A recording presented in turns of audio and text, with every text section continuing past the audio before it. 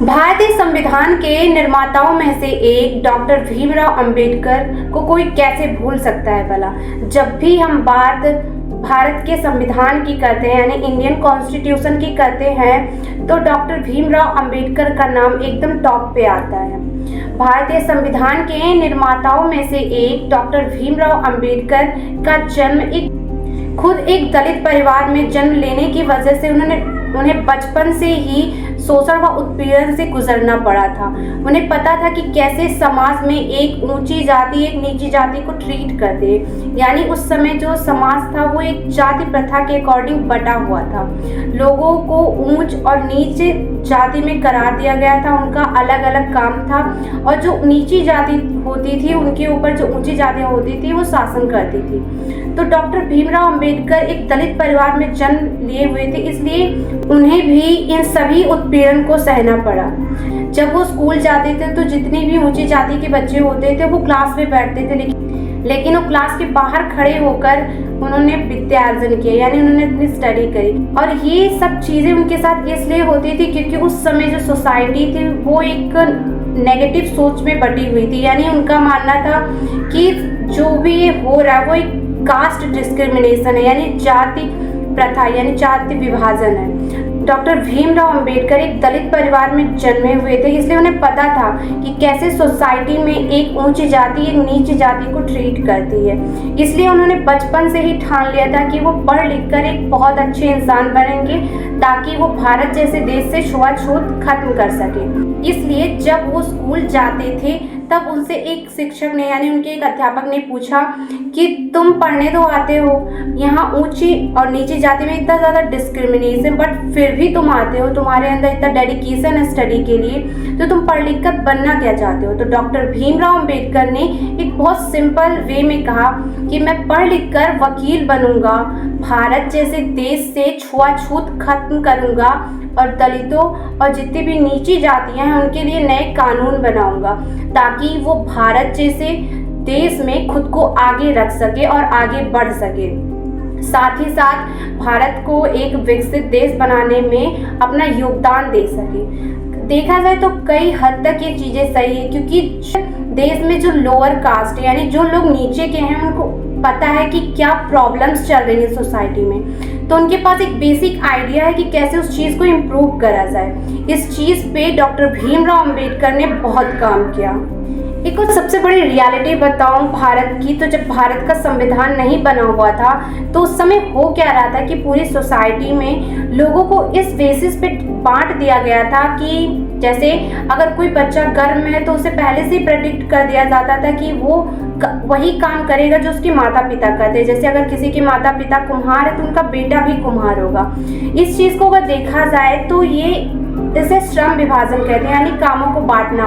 तो कामों को अगर इस बेसिस पे बांटा जाए कि कौन सा बच्चा किस जाति में जन्म ले रहा है तो वो ठीक नहीं हो सकता ना, क्योंकि जो काम हम बांट रहे हैं वो किसी की रुचि यानी किसी के इंटरेस्ट के आधार पर नहीं होगा, ये भी अपना 100% उस काम में नहीं दे सकता।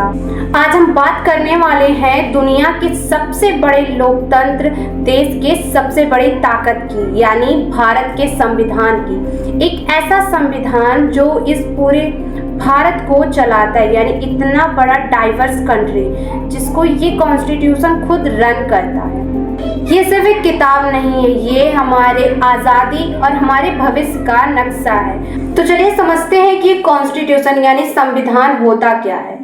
कॉन्स्टिट्यूशन को यूँ समझा जाए तो ये एक इंस्ट्रक्शंस मैनुअल है, यानी हमें ये बताता है कि कैसे गवर्नमेंट रन करेगी, कैसे पॉलिटिकल लीडर्स के बीच पावर का डिवीज़न होगा, कैसे हमारी जुडिशियल सिस्टम वर्क करेगी, कैसे हमारी कंट्रीज़ में लॉज बनेंगे, साथ ही साथ सिटीजन्स के राइट्स क्या होंगे, उनकी फंडामेंटल ड्यूटीज़ क्या होंगी। ये सभी चीज़ें जो हैं कॉन्स्टिट्यूशन हमें बताता है। अगर मैं आपको भारत को लेके सबसे बड़ा फैक्ट बताऊँ तो वो ये है कि भारत का कॉन्स्टिट्यूशन इस पूरे दुनिया का सबसे बड़ा यानी सबसे लंबा लिखा हुआ कॉन्स्टिट्यूशन है और इसे लिखने के लिए बहुत सारे सोर्सेज का यूज किया गया, यानी बहुत सारे देशों के कॉन्स्टिट्यूशन को पढ़ा गया, देन इंडिया का कॉन्स्टिट्यूशन को लिखा गया। अब क्वेश्चन ये अराइज होता है कि हमें कॉन्स्टिट्यूशन की जरूरत ही क्या थी, यानी हमें संविधान की जरूरत ही क्या थी।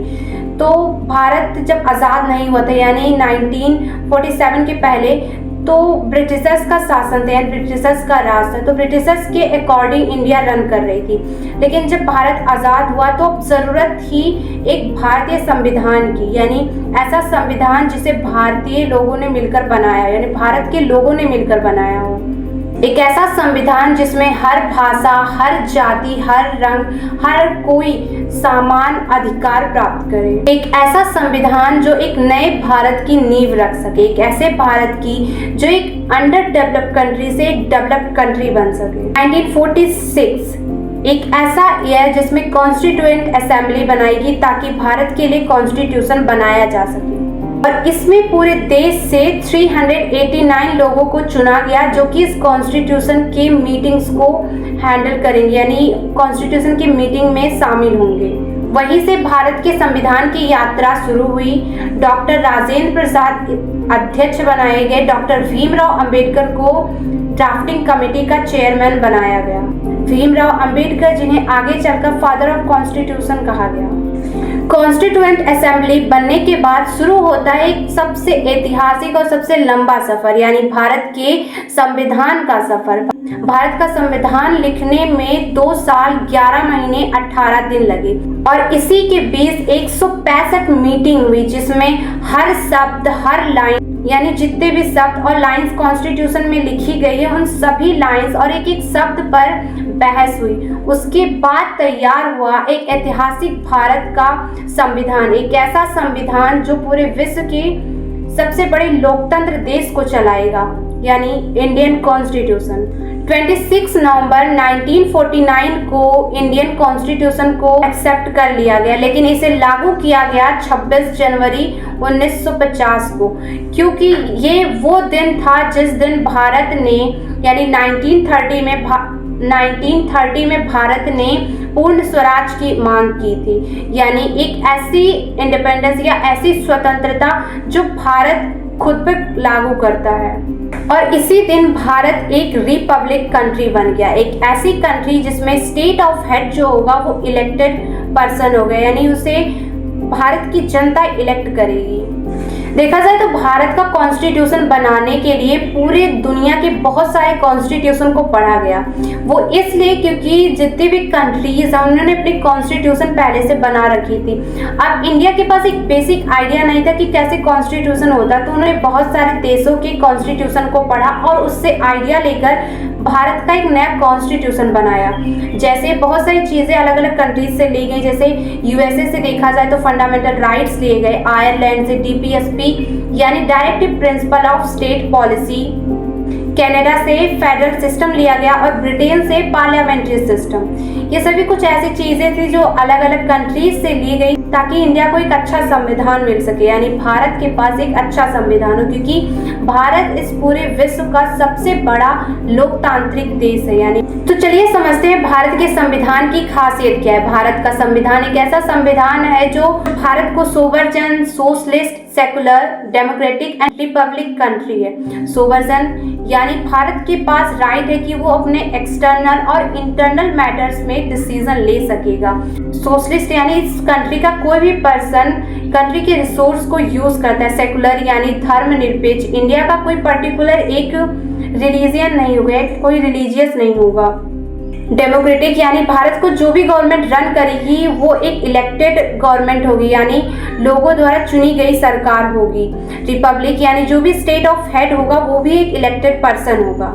फिर वह क्वेश्चन ये आता है कि हमें संविधान की जरूरत ही क्या थी। संविधान एक ऐसा डॉक्यूमेंट है जो हमें ये बताता है कि कैसे एक डाइवर्स कंट्री रन करेगी। अगर संविधान ना हो तो बड़ी सी बड़ी कंट्री में भी सिविल वॉर्स हो सकते हैं, यानी एक विचारधारा दूसरे विचारधारा से टकराएगी और इससे होगा क्या कि बहुत ही ज़्यादा कोलैप्स होगा देश में। देश टू देश जितने भी होंगे वहाँ पे क्या होगा कि ज़्यादा से ज़्यादा सिविल वॉर की कंडीशन खड़े हो जाएंगे।